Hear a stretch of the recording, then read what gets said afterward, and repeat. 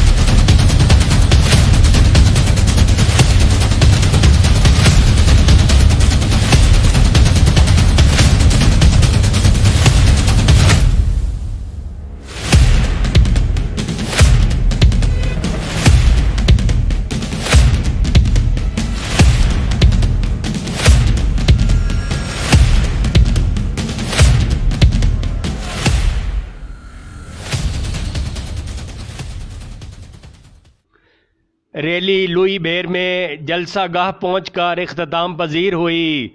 जलसा गाह पहुंचने पर रैली के शुरका का पुरतपाक इस्तकबाल किया गया।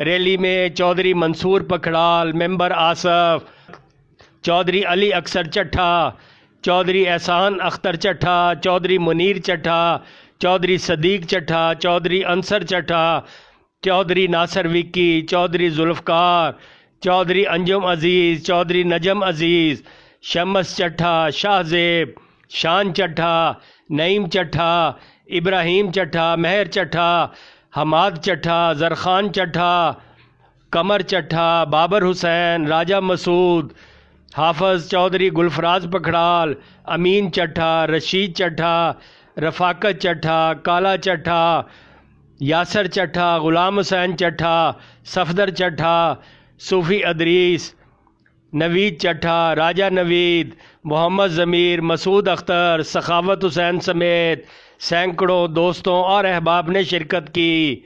देखते रहिए खबरनामा टीवी, पढ़ते रहिए खबरनामा मैगज़ीन। अकासी राजा साजिद, हमारा चैनल सब्सक्राइब कीजिए। शुक्रिया।